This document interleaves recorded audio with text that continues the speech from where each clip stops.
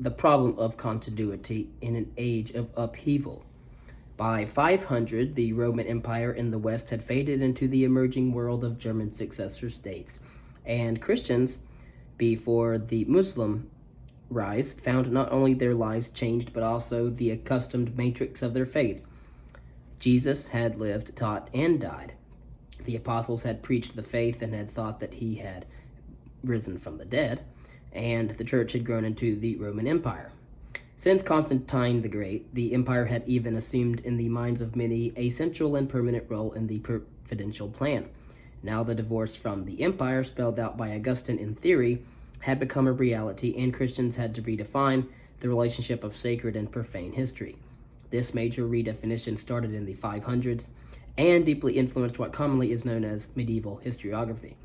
At its core stood the reaffirmation of the universality of sacred history and the once more obvious diversity of the temporal world, a world not of one empire but of many kingdoms. The integration of the Germans. In the early 400s, Augustine and Orosius had come to terms with the German problem by concluding, with some reservations, that the mission of the church to carry the good news to all people must be God's reason for the intrusion of the Germans into Roman history. Salvian even saw the Germans as God's instrument of punishment for a corrupt Roman world. Such views facilitated the fusion of German and Latin cultures. In historiography, however, the Germans paid a heavy price for their integration into the Latin cultural world. They sang in epics and tales about warrior heroes and kings of their past, a world vastly different from the Latin one. It proved difficult to account for the continuity of past, present, and future as long as the past remained twofold: Germanic pagan and classical Christian. The historians of the period, the clergy, were members of the educated elite of the new kingdoms. The group, steeped in the Latin tradition, linked the German past to the redemptive history of mankind, including the Roman chapter of that history. Even those historians who wrote sympathetic accounts of various German tribes accepted only those parts of the German tradition useful for linking that tradition to the well-established historical framework of the Christian Latin church world. The linkage, detrimental as it proved to the old oral and pagan German traditions, filled the need for continuity, stability, and legitimacy, felt by conquerors and conquered alike. The epic traditions of the various Germanic people, now without official purpose, remained largely unrecorded in writing, but continued to be transmitted orally. They eventually found their literary expressions in the medieval romances, and were occasionally mentioned in histories.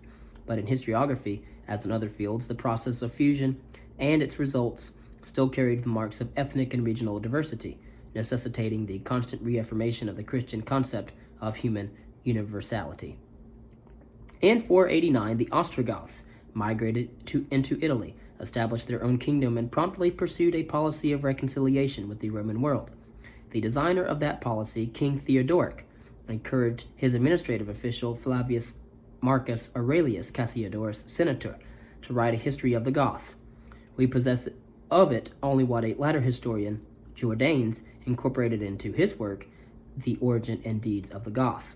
Both men aimed at demonstrating the nobility of the Goths and their link to the Roman Empire.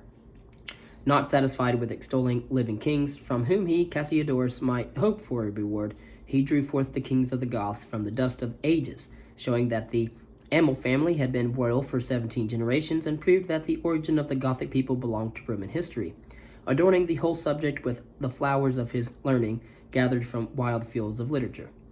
As you know, the Ostrogoths were the ones, and King Theodoric, who had ended the long line of emperors in the Western Roman Empire. The Goths were also associated with the Scythians, whose mysterious but well-known people of Greek and Roman accounts. The same desire to link Gothic and Roman traditions showed in Cassiodorus's chronicle, with its message that the eternal Rome was now carried on by Germans. As for the Visigoths, who had built their kingdom in Spain, Isidore, Bishop of Seville, agreed in his history of the Goths, Vandals, with Cassiodorus's and Jordanes' early history of the Goths. He reinforced the nobility of the Gothic origin, stating that the Goths are descended from Magog, the son of Japhet, one of Noah's sons, and shown to have sprung from the same origin as the Scythians, from whom they do not differ greatly in name, for when one letter is altered and another is removed, the Getae are almost named like the Scythians. Yet Isidore had no intention to link the Visigoths with the Roman Empire in order to improve their status. They had dignity and worth of their own. Gregory of Tours' History of the Franks aimed not at ennoblement, but at a sober assessment of the early Franks. When this particular people emerged from Pannonia, he said, they were good warriors but brutal and ignorant idol worshippers, not at all an exceptional people in ancestry or traits. It was left to the 7th century Chronicle of Fredegar, probably the work of 3 authors, to find a lofty origin for the Franks, a Trojan ancestry. The Chronicle revived a tradition that had Aeneas lead one contingent of Trojans across the sea to Italy. This tradition also had Priam's group move into Macedonia, where some became the ancestors of Philip of Macedon and Alexander of Macedon, while others went farther west and became the ancestors of the Franks. The Anglo-Saxons had to wait for the consolidation of their rule before they found an advocate, the monk Bede. In the 6th century, the Celtic monk Gildas saw them only as destroyers, although he regarded them as God's instrument for punishing the sinful Britons. In his Ruin of Britain, he traced the decline of Roman England after CE 400. No sooner were the Romans gone than the Picts and Scots, like worms which in the heat of midday came forth from their holes, hastily land again from their canoes. The hard-pressed Britons sealed their doom by inviting help from the fierce and impious Saxons, a race hated by man, who then became the Britons, and their fierce rivals and later conquerors. Bede, who finished his ecclesiastical history of the English people in 731 as a resident of the powerful Germanic kingdom of Northumbria, had a calmer view of the Anglo-Saxons. Fierce, even brutal though they were as pagans, they were also the instrument of the just judge for punishing the sinful Britons, who had failed to convert the Saxons. Once Christianized, the Angles, Saxons, and Jutes unified the various people on English soil in the proper faith. And so you have the Anglo-Saxons, the Picts, Scots, and the Jutes. The quest for universality. The integration of the Germans into the Roman cultural world represented a step in the gradual recapture of a sense of continuity by means of the universality of the Christian faith. Yet even in the face of the dissolution of the Roman Empire, the hope of preserving continuity through Rome did not vanish quickly. The argument for a continuation of Rome was made most strongly by Cassiodorus, who for many years traversed a sort of Roman cursus honorum in Ostrogoth service. His Chronica traced an unbroken line from early Rome to the Goth Eutharic's consulship, a total of 5,721 years. Jordanes, using the Four Empires scheme, still considered the Roman Empire to be the final empire, although he qualified that by a may seem to. Both men perceived a continuity through Rome, safeguarded in their time by the Goths and the Eastern Empire. Remember, the Eastern Roman Empire continued on. When Gregory of Tours spoke of the empire, he referred to the Eastern Empire. In Constantinople, its relations with the Franks were tenuous at best, as demonstrated by the strange spectacle in which Clovis was made a consul. Indeed, the Frankish story seemed to offer no more than the record of disjointed cycles of raw and brutal passions, except that the early events could be seen as steps leading to the unification of the Franks under Clovis. But in his own way, Gregory did link Frankish destiny with sacred history, for example, through his profession of faith.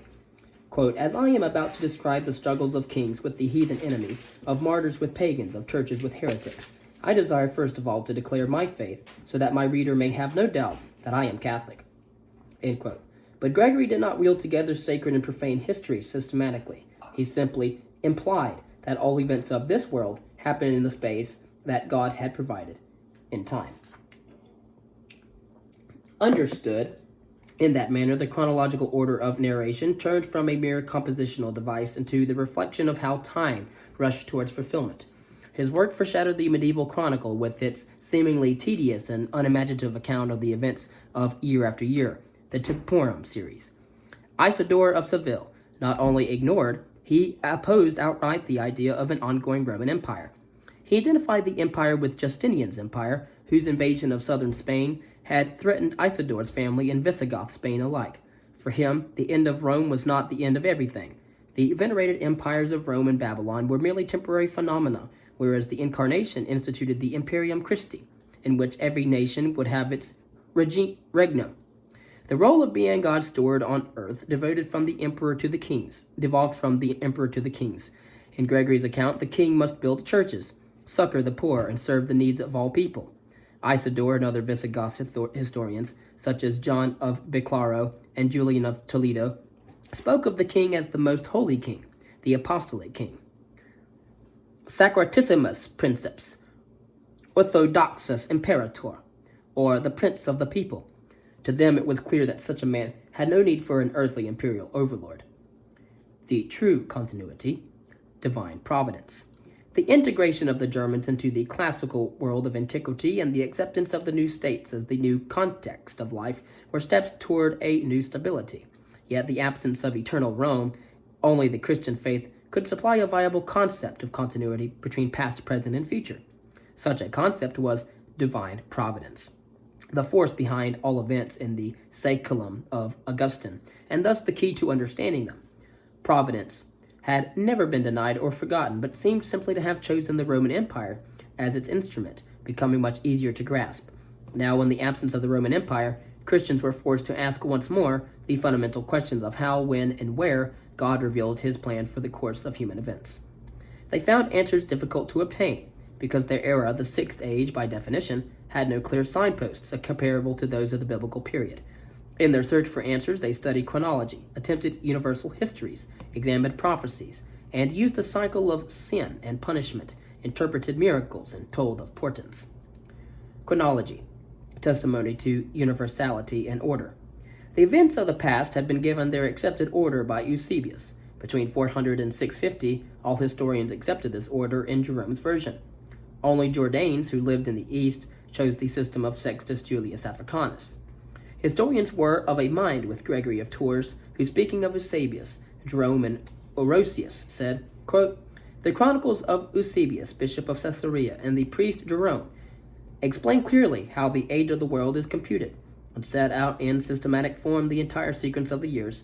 I will follow the example of these writers whom I have mentioned, and in my turn reckon the entire series of years from the very first creation of man down to our own time." Isidore thought much about time and its nature, but stayed with Eusebius. Yet all contemporary historians demonstrated the influence of competing chronological systems when they had recourse to either old Roman imperial and new regional methods for counting years. The use of the fasti consulares, ab urbe condita, dates imperial years, Spanish and Frankish regnal years, testified to the presence of concepts of time contradicting the Christian Anni Mundi schemes with its affirmation of the universality of human experience. In his major chronological works, On Time and On the Reckoning of Time, Bede suggested how Christian chronology could be strengthened, but one of his innovations also showed how tenuous the Eusebian chronological scheme was. Centuries of poor communications between regions had made for considerable differences in liturgical practices, including Easter celebrations. Bede's interest in chronology resulted to a high degree from controversies between the Celtic and Roman rites concerning the proper calculation of Easter dates. For Bede, and again, Easter was the celebration of the resurrection of Christ. For Bede, this was no mere question of outward uniformity, but part of the wider issue of the unity of faith and truth, so central to his whole work. He favored the Roman method, which in the early 500s had found its chronological genius in Dionysius Exiguus. It placed Easter on the first Sunday after the first full moon following the vernal equinox. Bede described how in England the Synod of Whitby of 664 began the unification process on the basis of the Dionysian scheme.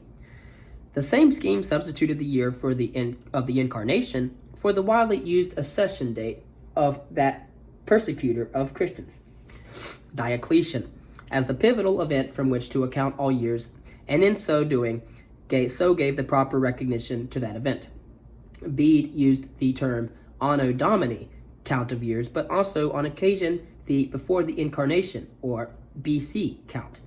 But while AD, Anno Domini years, gradually became the norm, the BC count of before the Incarnation, or before Christ, counting of years found new advocates only from the 1400s on. For the period prior to the Incarnation, the world era and Roman counting schemes continued. Bede was not much more successful with his recalculation of the age of the world, combining St. Jerome's Vulgate, the Latin translation of the Greek text, the Jewish tradition, and the Vetus Latina, another Latin translation of the Septuagint being the Greek translation of the Hebrew text of the Old Testament. He arrived at 3,952 years from the beginning of the world as the time of Jesus' birth, rather than Africanus's 5,500 or Eusebius's and Jerome's 5,198. So large a discrepancy proved an obstacle for easy acceptance, and only from the 11th century on did Bede's computation begin to actually make an impact. Again, Bede's contribution was the BC AD chronological time distribution. And so, as for organizing these thousands of years into periods, delimited by events serving as insignificant markers of God's design, none of the historians of the period had anything novel to say. Augustine's series of ages remained the model for those who studied the problem, particularly Isidore of Seville and the Immaculate Bede. With every decade, it became clearer that the scheme of ages was helpful in the interpretation of history for the pre-incarnation period, but not for the years after Christ's resurrection. The Sixth Age, or the Old Age, lacked figures and events equal in significance to those in the Bible for the demarcation of periods, that is, time spans in which God worked a special purpose. Gregory of Tours betrayed the resulting confusion when he put the death of St. Martin on the same level as the resurrection, as a time marker, although he did not pretend to present a scheme of ages. Isidore drew back from that problem with the remark, "As for the rest of the Sixth Age, only God knows that." Prophecies, miracles, and portents. For Christian historians who equated historical explanation with ascertaining the supernatural and superstitious designs of divine providence, prophecies were important as instances in which selected persons gained a glimpse of some features of God's plan. Thus, Christians maintained that many prophecies of the Old Testament foretold the central event of the New Testament, the coming of Jesus Christ. But already the Church Fathers and early Christian historians used biblical prophecies in order to shed light on the events in the post-biblical period. Thus, Isidore of Seville linked the childless marriage of the Visigoth king Artulf to Galla Placidia with Daniel's prophecy that no child would result from the marriage of the king of the south's daughter to the king of the north. He quoted Daniel once more as foretelling a latter event, King Gaisaric's persecution of Catholics. For Christians, the accuracy of such prophetic history depended entirely on the appropriateness of the linkage, and Augustine had already worried about possible problems. The dangers were ever present of sliding either into timeless and thus ahistorical allegories or into trivialization. Thus, Gregory of Tours related the story of the retinue of a princess despoiling the land it traversed, and then turned Joel 1:4 into a prophecy of that event. He also told stories of Frankish contemporary prophets enunciating ad hoc prophecies, the type Augustine had caution about concerning the imminent death of a king or the outcome of some minor political struggle, without ever reflecting seriously on the difference between biblical and post-biblical prophecies, and on the role of the prophetic and in the explanation of events. Miracles, those divinely caused temporary suspensions of routine order of life, were rarely linked to significant historical explanations. For Gregory of Tours, who related many of them, they were more the witness of the ever-present power of God than points of discussion in the flow of events. They usually saved the health, life, and possessions of an individual. Even less significant as historical explanations were the numerous portents reported by the early Christian historians, who were as uncertain about the precise role of miracles and portents for the course of events as their ancient predecessors had been. Both groups mainly listed them and at best implied their role. Portents such as lights in the sky, landslides, balls of fire, comets, wolves in the city, or cocks crowing in the evening, inspired awe with no discernible link to subsequent events, and they were warnings from God of things to come. See Isidore of Seville's list of portents prior to the decisive feat of the Huns on the Catalonian fields. Or they confirmed the importance of an event. All of them needed more explanation than they actually offered. A causal scheme, sin and punishment. The absence of a discernible large-scale design for the sixth of the world ages enhanced the significance of the causal cycle of sin, followed by punishment as a means of interpreting events. Central to the biblical view of the human condition, the cycle had been used abundantly in the works of Augustine and Orosius. Now, contemporary historians did the same. Emperor Valens perished for making the Goths Arians, according to Jordanes, and so did the Visigoth king Euric for persecuting Catholic Christians. A bishop died for being evil, and the Frank Flauchad for burning a city in a campaign, Gregory of Tours. But the cycle assumed a much larger scope when historians saw the destinies of whole peoples at stake. Isidore of Seville saw the Huns as the instrument of punishment for straying nations, and Gildas made collective punishment the central theme of his Ruin of Britain. He reminded the Britons how God had punished even the Israelites, his chosen people, for their transgressions, and he warned the Britons that God would not spare them. Indeed, the events of recent British history could be explained only in terms of the sins of the Britons and the retribution of subsequent punishment. Insofar as Gildas wrote history, it was to be an explanation of why Britons should repent. The cycle of sin and punishment could be broken. In a decisive difference from the ancient patterns prescribed by fate, human beings could sway the mind of God. Gregory of Tours reports, for example, how the prayers of a queen prevented a major battle and the fast of a people terminated in epidemic. The visible unity, the church. The historians who saw divine providence as the true tie of continuity between the worlds of the past, present, and future had before them the visible sign of that continuity in the church.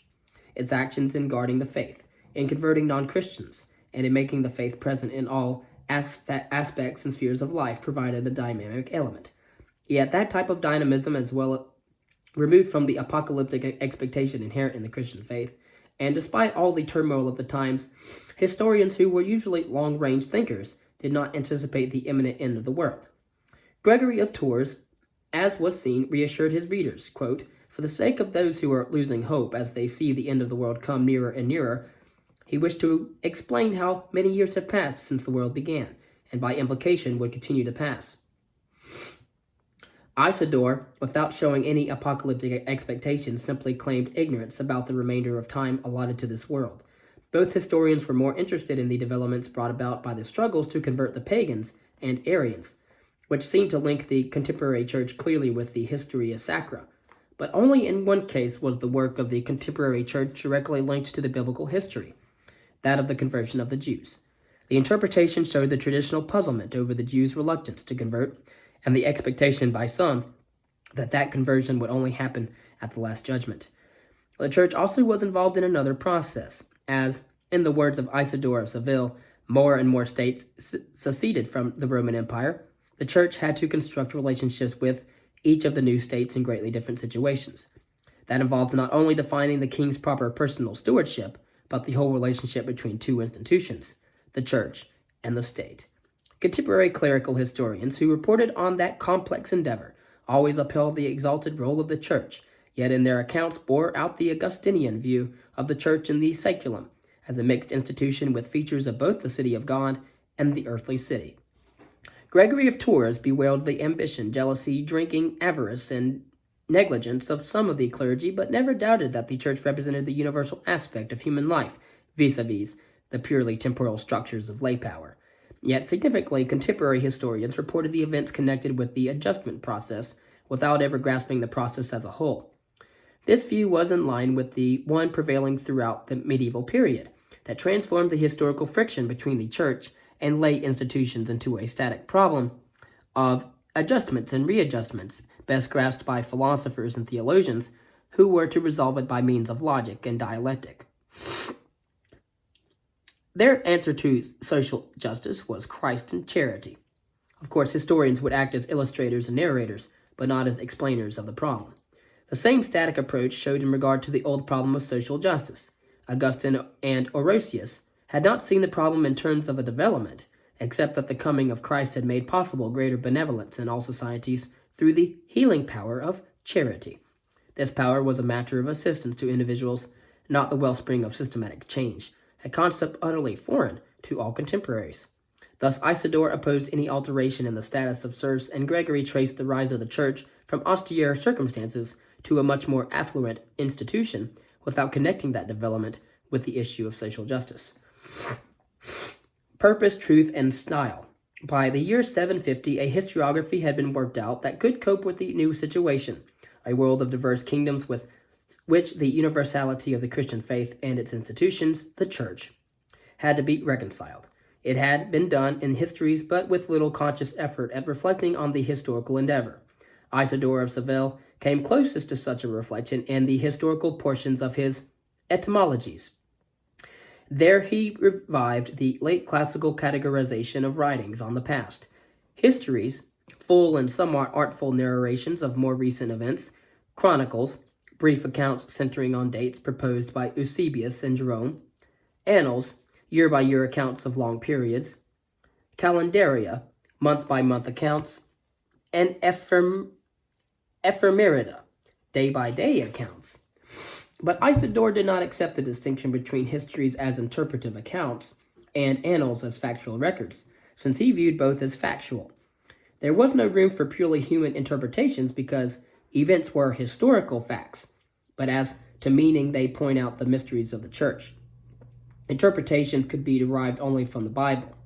Such a view was firmly linked to the generally accepted purpose of historiography, from which in turn flowed crucial consequences related to historical truth, sources, style, and composition.